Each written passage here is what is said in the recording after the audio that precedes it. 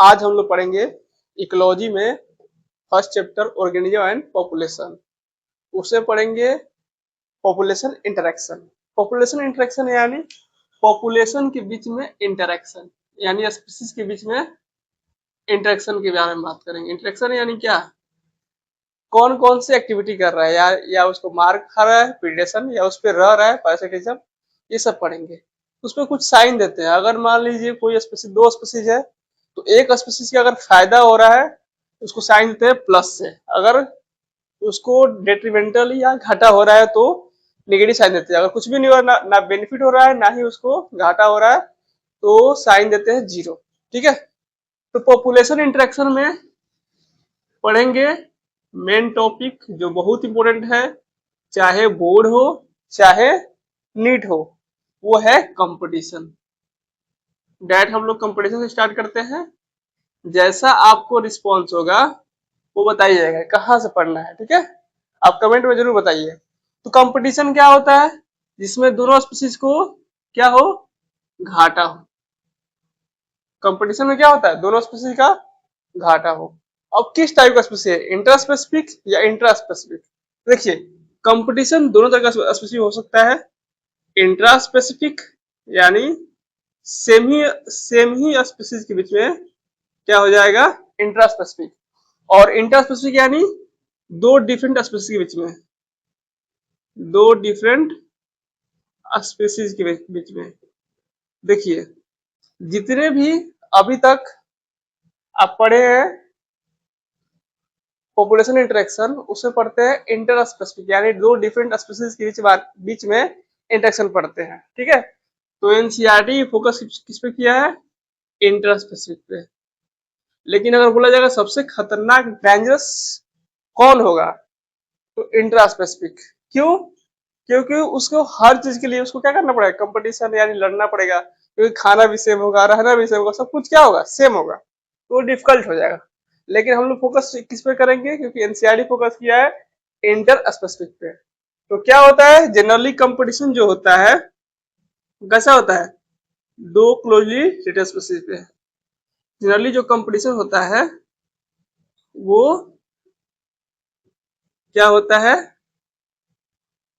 To closely related species, यानी taxonomy group में वो दोनों क्लोजली हो, क्लोजली हो। ठीक है, और दूसरा रिसोर्स कैसा हो, लिमिटेड हो। ठीक है, रिसोर्स क्या हो, लिमिटेड, यानी फूड क्या हो, लिमिटेड हो, तो कंपटीशन होता है। ये बात सही है दोनों, लेकिन ये हमेशा सही नहीं है। जरूरी नहीं है कि कोई रिलेटेड स्पीशीज हो, तो दो डिफरेंट स्पीशीज के बीच में भी हो सकता है, और रिसोर्स लिमिटेड हो, ये तो सही है, लेकिन जरूरी नहीं कि हमेशा हो। इसका पहला एग्जांपल प्रूव देते हैं कि जरूरी नहीं है कि दोनों क्लोजली रिलेटेड स्पीशीज होगा। तो एग्जांपल आते हैं पहला प्रूफ गलत करने के लिए। ठीक है, तो ये सही है लेकिन हमेशा सही नहीं है। डायरेक्ट आंसर लेता है कि नॉट ऑलवेज कंक्लूसिव। ठीक है, तो पहला हम लोग एग्जांपल क्या करते हैं, जाते हैं साउथ अमेरिका। कहा जाते हैं, साउथ अमेरिका, साउथ अमेरिका के सी कोस्ट में। साउथ अमेरिका कहाँ पे, साउथ अमेरिका सी कोस्ट नहीं, सॉरी, सोलो वाटर लेक, यानी कम पानी के झील में, सोलो वाटर लेक। तो वहां पे जाते हैं तो क्या देखते हैं कि जैसे ये लेक है, तो यहाँ पे जू प्लैंकटन, जू प्लैंकटन वही कौन, जो फाइटो प्लैंकटन को खाता है। ठीक है, तो जू प्लैंकटन कौन खाता है, अगर बात करें तो फिश। ठीक है, कौन खाती है, फिश। और ठीक है, जू प्लैंकटन कौन खाता है, फिश। तो एरो कैसे बनाते हैं, जब भी बनाते हैं एरो तो एनर्जी फ्लो के डायरेक्शन में बनाते हैं एरो, यानी प्रोड्यूसर से किसे बनाएंगे, हर्बीवोर, हर्बीवोर से कार्निवोर, ऐसे बनाते हैं। इसलिए एरो कैसे बनाए हम, ऐसे बनाए हैं। ठीक है, तो ये फिश हो गई। दूसरा क्या हो गया, एक जू प्लैंकटन, कौन,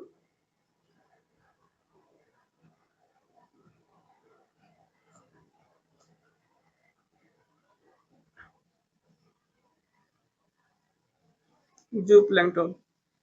ठीक है, कौन हो गया? ये हो गई फिश, और दूसरा क्या है? फ्लैमिंगो बर्ड, क्योंकि दोनों अलग अलग स्पीसीज है लेकिन सेम रिसोर्स के लिए कंपटीशन करते हैं। जैसे मान लीजिए थोड़ी समय के लिए इस फ्लेमिंगो बर्ड को निकाल बाहर रख दिए, बाहर निकाल दिए, बस बाहर यानी कहीं और ले गए, तभी तो मालूम चलेगा। तो इसका क्या होगा? इसका एफिशिएंसी बढ़ जाएगा। लेकिन जब दोनों साथ रहेंगे तो क्या होगा? दोनों का एफिशिएंसी घट जाएगा, तो दोनों में घाटा हुआ। तो दोनों क्या है? एक बर्ड है, दूसरा क्या है? फिश है। लेकिन फिर भी क्या है? दोनों क्लोजली ऑर्निथोलॉजिकल स्पीशीज है, तो यहाँ पे क्या हो रहा है? कंपटीशन हो रहा है ना। तो ये हो गया पहला एग्जांपल।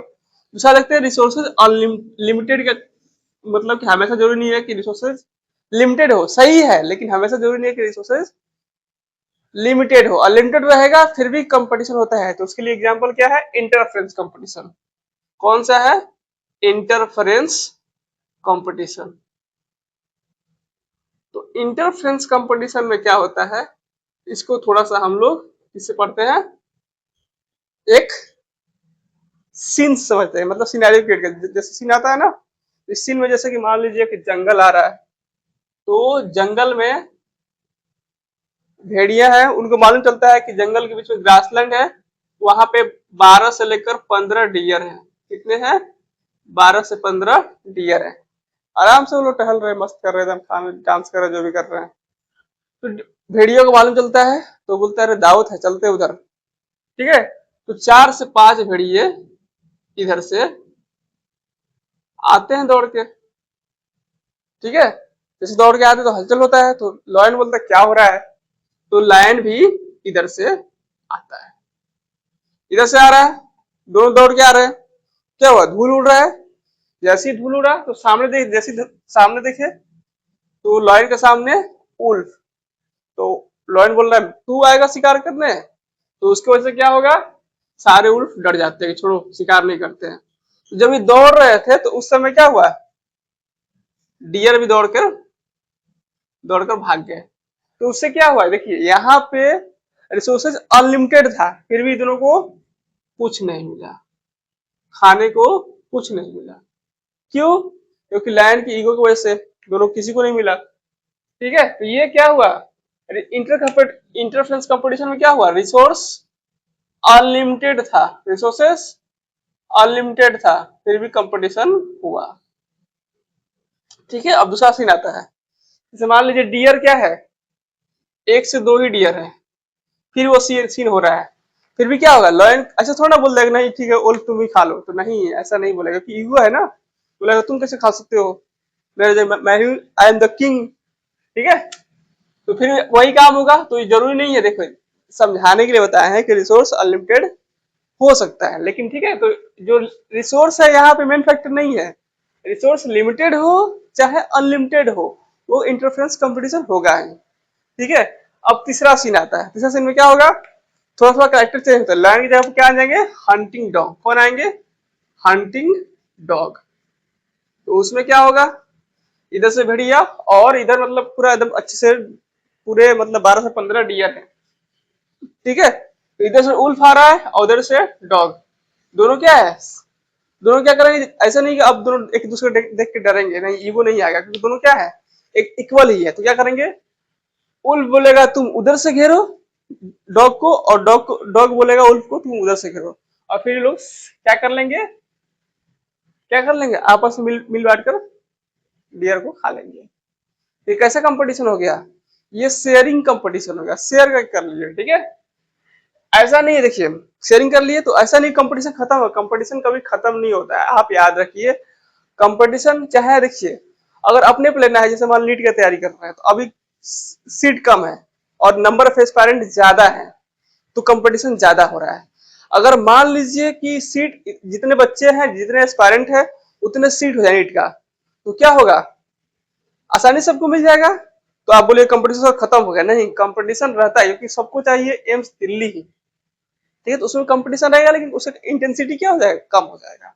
तो कंपटीशन कभी खत्म नहीं होता है, कंपटीशन का इंटेंसिटी भले कम हो सकता है। ठीक है, तो ये हो गया इंटरफेरेंस कंपटीशन। तो दोनों बात को हमेशा सही नहीं है कि टू क्लोजली स्पीशीज रहेगा तभी कंपटीशन होगा, रिसोर्स लिमिटेड रहेगा तभी कंपटीशन रहेगा, जरूरी नहीं है, हमेशा सही नहीं है, क्योंकि रिसोर्स अनलिमिटेड में भी कंपटीशन होता है। ठीक है, इसके बाद है गॉस कॉम्पिटिटिव एक्सक्लूजन प्रिंसिपल, वो हम लोग अगले क्लास में पढ़ेंगे।